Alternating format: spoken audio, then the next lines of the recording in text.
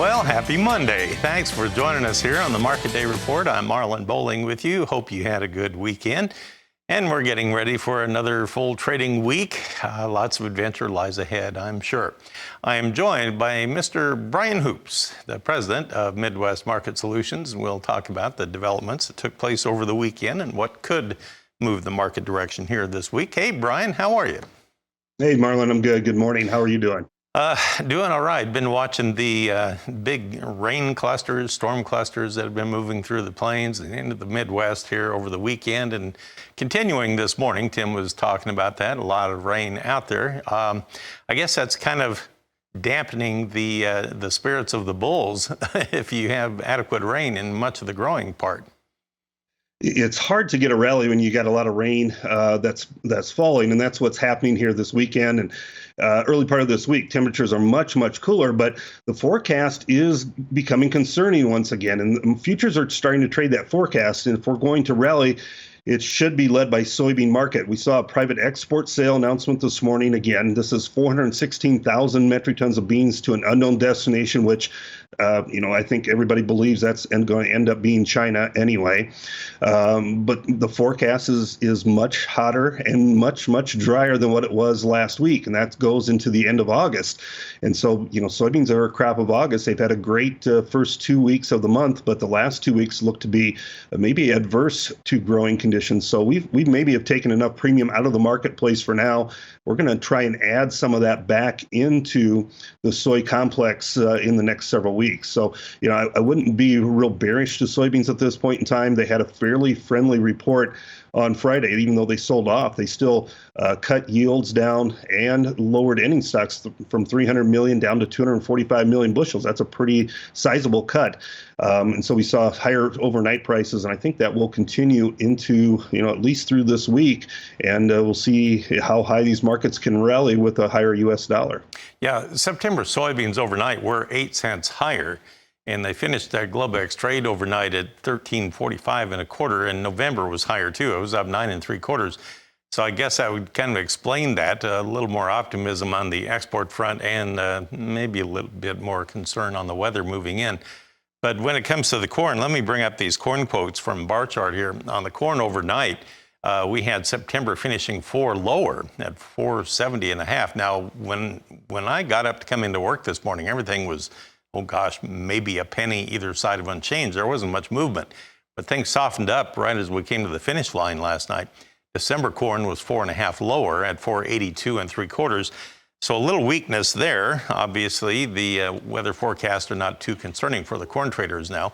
Soybean meal was a little higher in tandem with the soybeans. In the soybean oil market, you had September up 24 points overnight. Moving over to our wheat complex in Chicago, you had December 10 3/4 lower at 643. So they took a bite out of that market.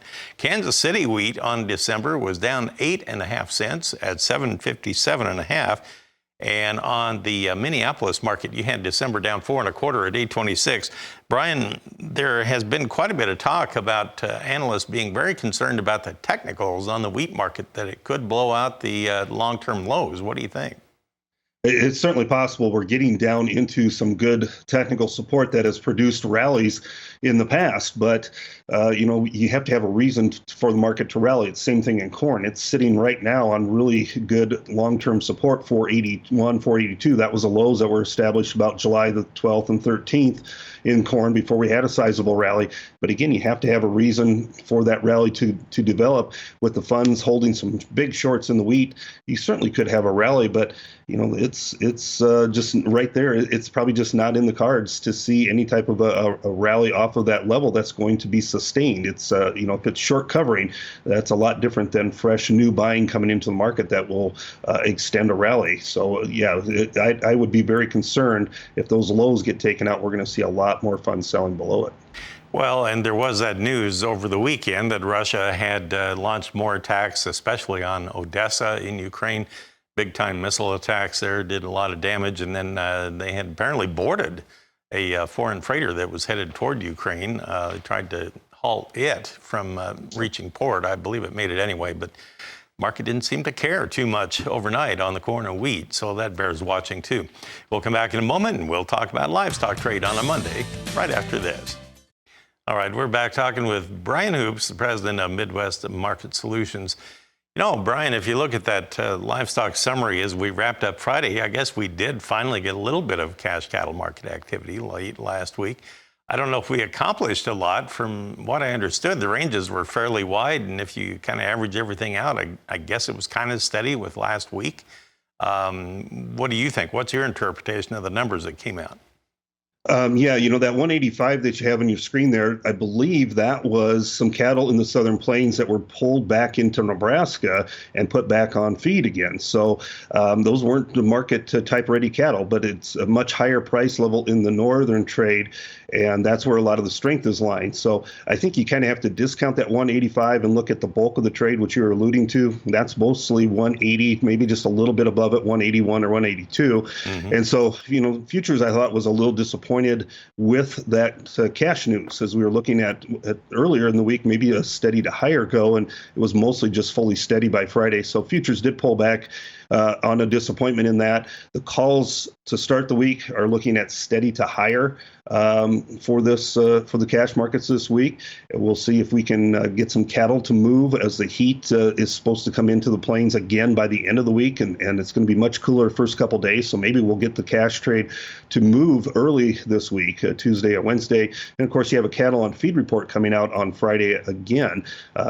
So another month where it looks like we're going to confirm tight supplies in the marketplace, but the placements will kind of be the wild card as we go into Friday's report. Well, October closed $1.20 lower on Friday, and as you can see on the chart, it looks like it just is up against some pretty stout overhead resistance, and it's having a hard time taking that out. It just seems like it's sitting at a point of equilibrium right now. Yeah, you're right. We can't get above that resistance point. We just don't have that cash strength. We've been steady in the cash markets for about 3 weeks now, and the news has been somewhat negative, with the packers cutting their kills and losing their profitable margins that are now real negative, about $77 a head. So there just isn't that news out there. We only killed 613,000 head last week, and that should help the boxes firm up and rally and packers regain their margins.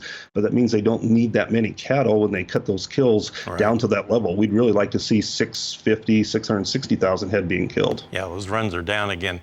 On the feeder cattle, as we wrapped up last week, just so you know where we're starting here today, on the feeder cattle chart, we were down just 12 cents on Friday at 251.45. And then on the lean hogs Friday, we went home for the weekend $1 higher on October at 81.32.